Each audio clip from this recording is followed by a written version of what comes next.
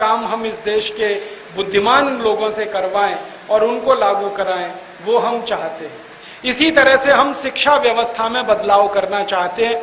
हमारी आज की जो शिक्षा व्यवस्था है ये पूरी की पूरी मैकॉले की बनाई हुई है। उसने पाठ्यक्रम बनाया, उसी ने सिलेबस तैयार किया, उसी ने शिक्षा व्यवस्था का माध्यम तय किया। हम अंग्रेजी माध्यम में अंग्रेजों की शिक्षा लेते हैं। दुष्परिणाम क्या है कि जिंदगी भर पढ़ाई करने के बाद हम अपने आप से पूछते हैं कि जो हमने पढ़ा उसमें क्या क्या हमारे काम का है।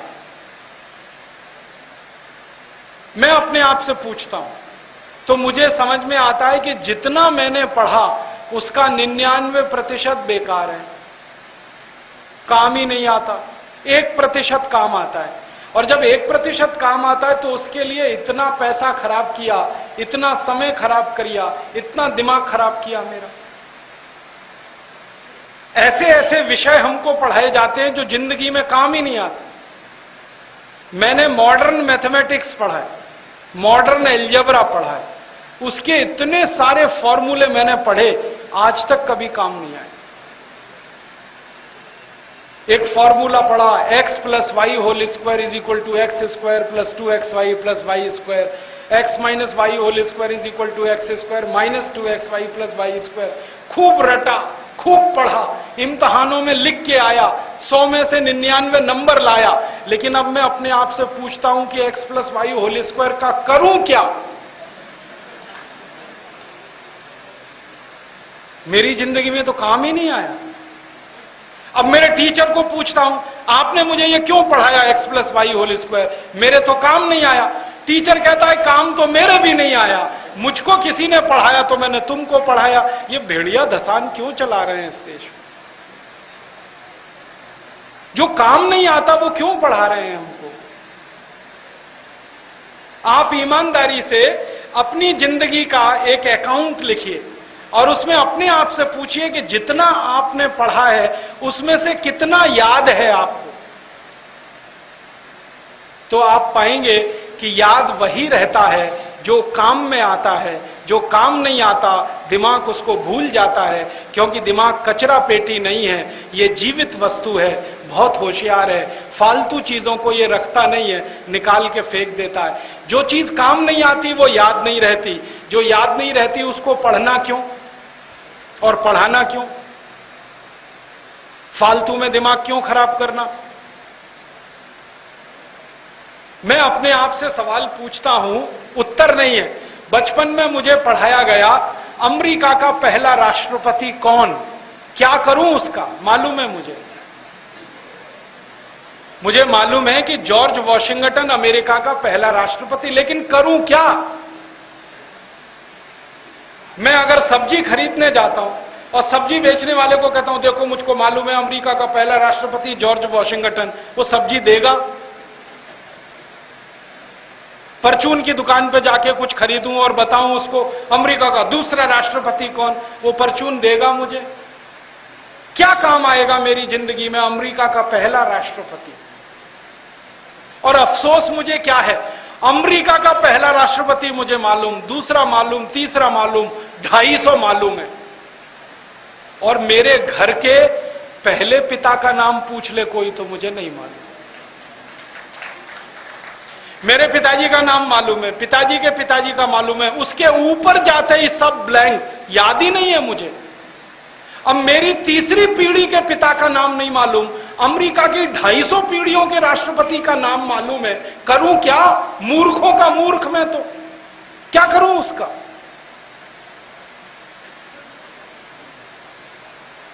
मुझे इतना क्रोध आता है अपने ऊपर। मैं बचपन में पढ़ता था, मुझे कनाडा की जलवायु पढ़ाई गई। कनाडा की जलवायु क्या है? ठीक है भाई, पढ़ लिया कि कनाडा बहुत ठंडा देश है, तापमान -40 डिग्री है, फिर ठंडी हवाएं हैं, बर्फीली हवाएं हैं, वगैरह वगैरह। अब क्या करूं उसका?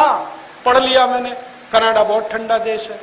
अब जब तक कनाडा में जाता नहीं या कनाडा मेरे घर में आता नहीं, तब तक उसका क्या करूं? और मेरे जैसे करोड़ों बच्चों को पढ़ा दिया कनाडा का जलवायु। अब मुझे कनाडा का जलवायु मालूम है, लेकिन भोपाल का जलवायु नहीं मालूम।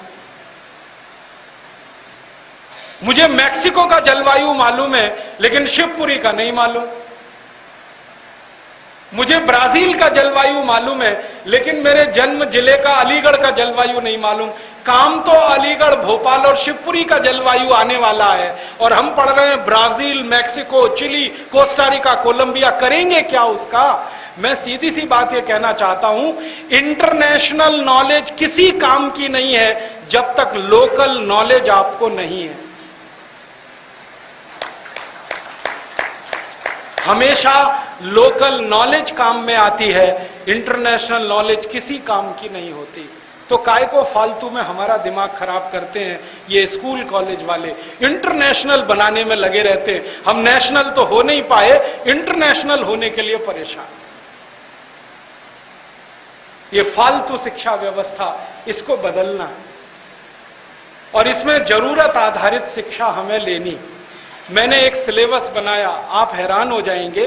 कक्षा 1 से कक्षा 12 तक के विद्यार्थियों को जितना 12 साल में हम सिखाते हैं, उतना 2 साल में मैं सिखा सकता हूं। पूरे सिलेबस को मैंने रीड्राफ्ट किया। क्या किया? फालतू चीजें निकाल दी सब, उसमें से कचरा पट्टी सब फेंक दिया निकाल के। जो काम का बचा वो 2 साल का है, तो 10 साल का समय बचा लिया मैंने बच्चों का। उसमें हम कुछ और सिखाएंगे उनको, कुछ कारीगरी सिखाएंगे, हाथ का काम सिखाएंगे, ताकि पढ़कर निकलने के बाद वो बेरोजगार दर बदर की ठोकर ना खाएं, कुछ ना कुछ जिंदगी चलाने का काम कर सकें। आप फिजिक्स के नहीं है तो भी समझ जाएंगे मेरी बात को। ये एक्सपेरिमेंट हम पढ़ते थे, करते थे, लेकिन इसके रिजल्ट नहीं आते थे। तो हमारे प्रोफेसर से हम झगड़ा करते थे कि रिजल्ट तो नहीं आते। तो वो कहते थे कि यार ये जो एक्सपेरिमेंट है ना, ये कभी सक्सेस नहीं हुआ। माइकलसन और मोरले नाम के 2 वैज्ञानिक थे फ्रांस के, जिंदगी भर एक्सपेरिमेंट किया, सफल नहीं हुए, हमेशा फेल होते रहे। तो रिजल्ट आएंगे कैसे? तो मैंने कहा पढ़ाते क्यों मुझको फिर ये? तो कैसी मूर्खता है इस देश में। हमको पढ़ाया जाता था failure of Michelson Morley experiment, माने माइकलसन मोरले एक्सपेरिमेंट की असफलताएं क्या है ये रटो और किताब में लिख के आ जाओ, 100 में से 90 नंबर ले आओ। हम मूर्खों के मूर्ख ऐसे टाइम पास करते रहे अपने पढ़ाई के दिनों में।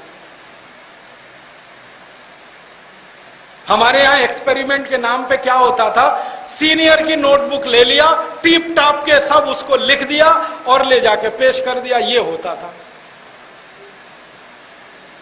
ऐसी मूर्खता की पढ़ाई क्या काम की है। और जानते हैं क्या होता है, इंजीनियरिंग पढ़ने वाले लड़के भी यही करते हैं इस देश में। जब वो पढ़ाई करके निकलते हैं तो कोई भी प्राइवेट सेक्टर की नौकरी में उनको पोस्ट पर नहीं लेता, जब तक कि 1 डेढ़ साल उनका अप्रेंटिसशिप नहीं कराते।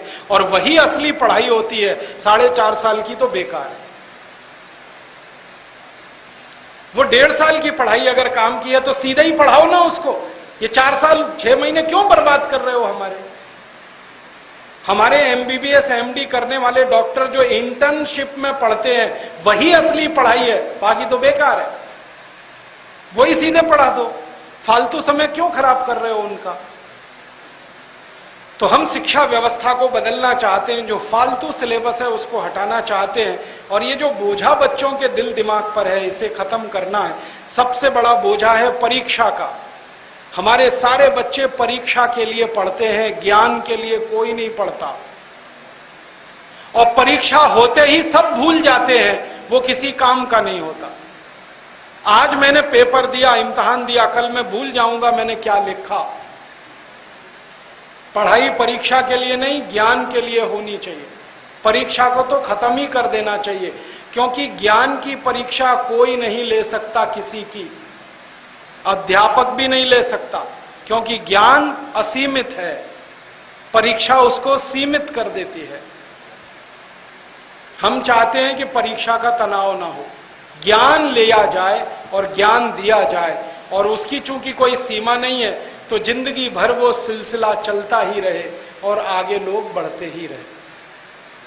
और एक चीज हम चाहते हैं कि इस देश की पूरी शिक्षा मातृभाषा में हो, हिंदी में, मराठी में, तमिल में, तेलुगु में, कन्नड़ में, मलयालम में हम हमारी मातृभाषा में पढ़ाई करें, तभी हमारे बच्चे आगे निकलेंगे। अंग्रेजी में पढ़ाई करके हमारे बच्चे बहुत तकलीफ में हैं, उनके दिमाग पर बहुत तनाव है। ये मैं कह रहा हूं क्योंकि मैंने ये भुगता है। हम अंग्रेजी में पढ़ नहीं सकते, अंग्रेजी में सोच नहीं सकते, अंग्रेजी में लिख नहीं सकते। जो भी करते हैं हम मातृभाषा में करते हैं, फिर अंग्रेजी में उसका भाषांतर करते हैं और उसमें 6 गुना ज्यादा समय हमारा खर्च होता है।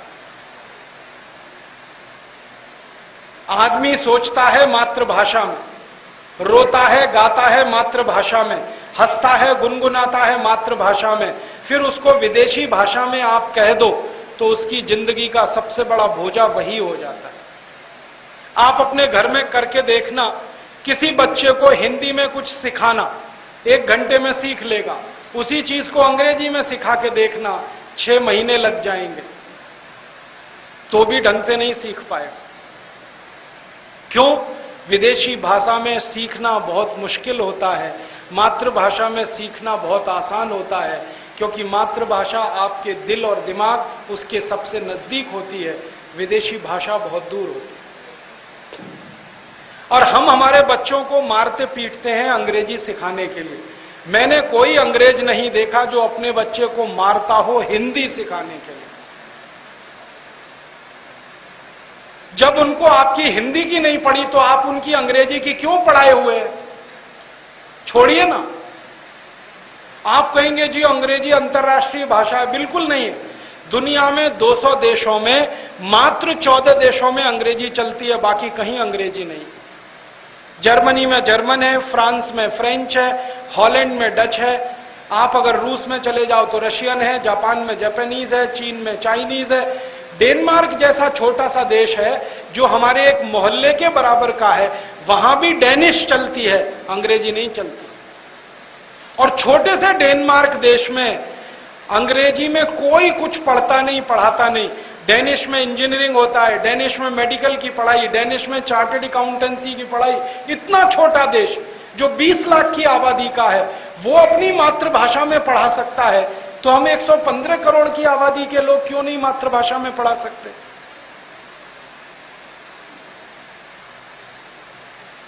कोई लोग कहते हैं अंग्रेजी में क्वालिटी बहुत है, और मैंने अंग्रेजी पढ़कर यह पाया कि दुनिया की सबसे रद्दी भाषा यही है।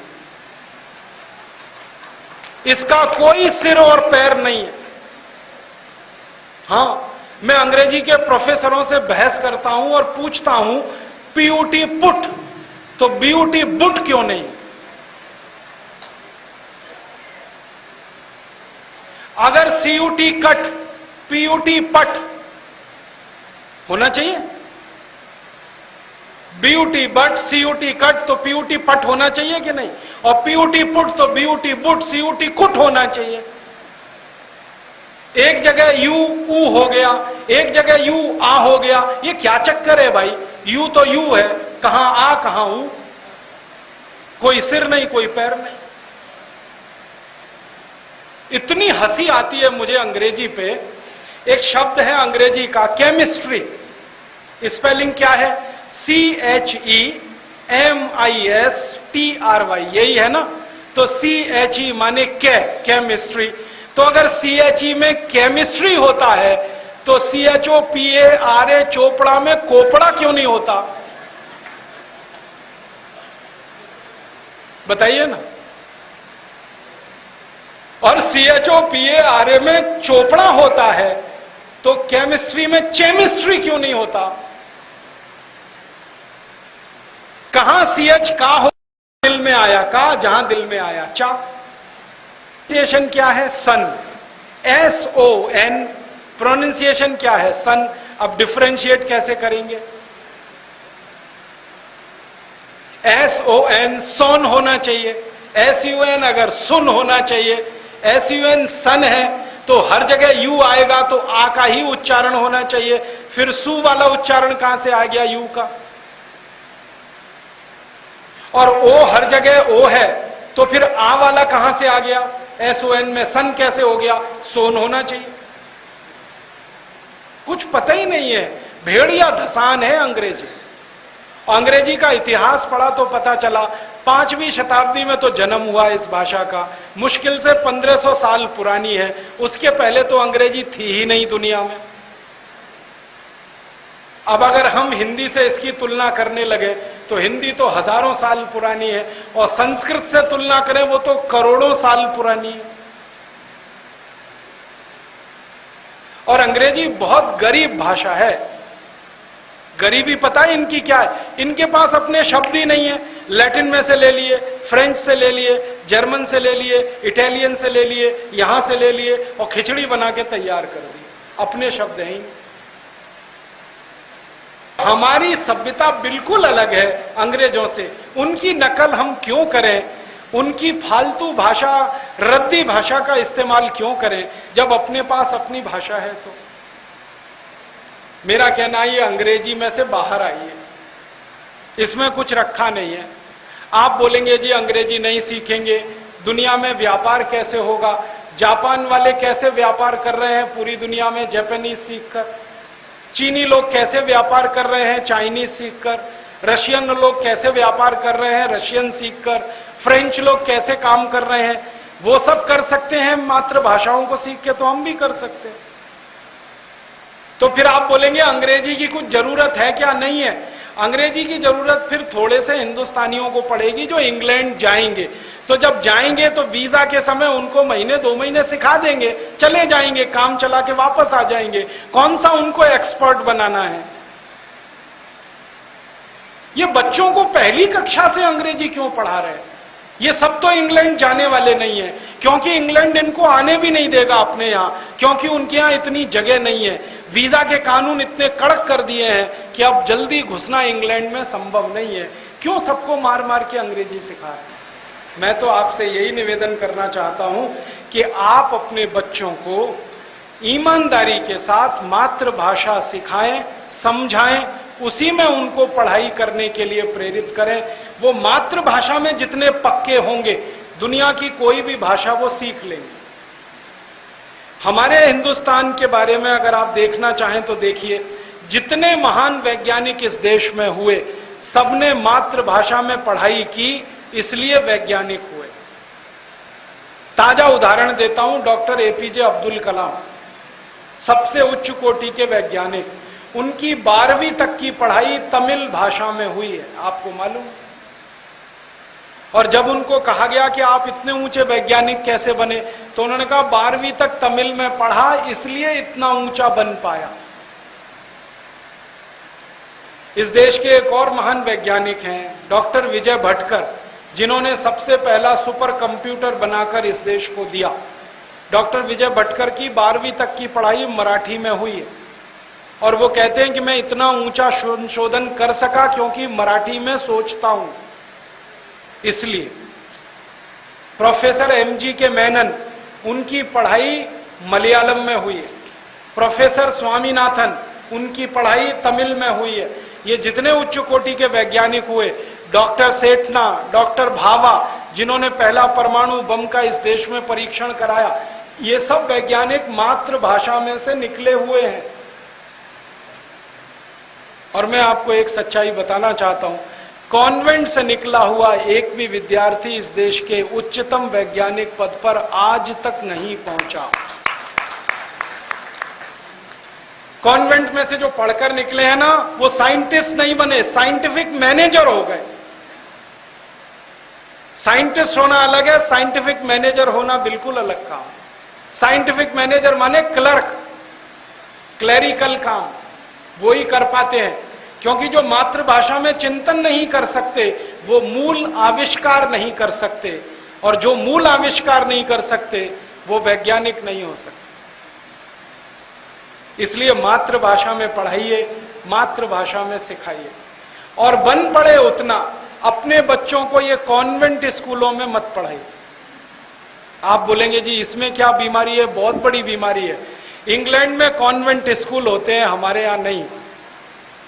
ये तो मैकॉले ने कॉन्वेंट स्कूल खोल दिया इस देश में, इसलिए शुरू हो गए, वरना कॉन्वेंट इस देश में होने की जरूरत नहीं है। आप जानते हैं कॉन्वेंट शब्द का अर्थ क्या है? CONVENT। कॉन्वेंट का माने है लावारिस बच्चों का स्कूल। जिन बच्चों के जिंदगी में मां बाप नहीं होते उनको पढ़ने के लिए कॉन्वेंट स्कूल होते हैं। और इंग्लैंड में पता है क्या है, यूरोप में क्या है, बहुत सारे बच्चे बिना शादी के पैदा हो जाते हैं, मालूम है आपको? इंग्लैंड में 60% लड़कियां अपनी उम्र के 12 से 18 साल में मां बन जाती हैं, 60% बिना शादी के। अब बिना शादी के मां बन गए, बच्चे पैदा हो गए, वो कहां रहेंगे? उनको रखने के लिए कॉन्वेंट स्कूल होते हैं। और चूंकि कॉन्वेंट स्कूलों के माँ बाप बच्चों के है नहीं, पता ही नहीं उनको, तो इसलिए उन स्कूलों में जो पढ़ाने वाले होते हैं ना, उनको मदर फादर कहते हैं, क्योंकि असली तो है नहीं, तो नकली से ही काम चला लो। आप बोलेंगे कहां भेजें, कोई कमी पड़ गई है स्कूलों की? बहुत स्कूल हैं इस देश में, मातृभाषा के स्कूल हैं, राष्ट्रभाषा के स्कूल हैं, वहां पढ़ने को भेजिए अपने बच्चों को। और याद रखिए कि doctor APJ Abdul Kalam municipal corporation के स्कूल में पढ़कर वैज्ञानिक बने, ध्यान रखिएगा इस बात को। उनका जो गांव है ना रामेश्वरम में, वो दिखाते हैं, बताते हैं कि मैं तो म्युनिसिपैलिटी के स्कूल में पढ़ा हूं, कॉन्वेंट में नहीं पढ़े। प्रोफेसर एमजी के मेनन म्युनिसिपैलिटी के स्कूल में पढ़े, डॉक्टर विजय भटकर म्युनिसिपैलिटी के स्कूल में पढ़े, और इतने ऊंचे वैज्ञानिक हो गए। तो आपके बच्चे भी हो सकते हैं। प्रतिभा, लगन और संकल्प चाहिए, फैसिलिटीज ज्यादा जरूरत नहीं होती है।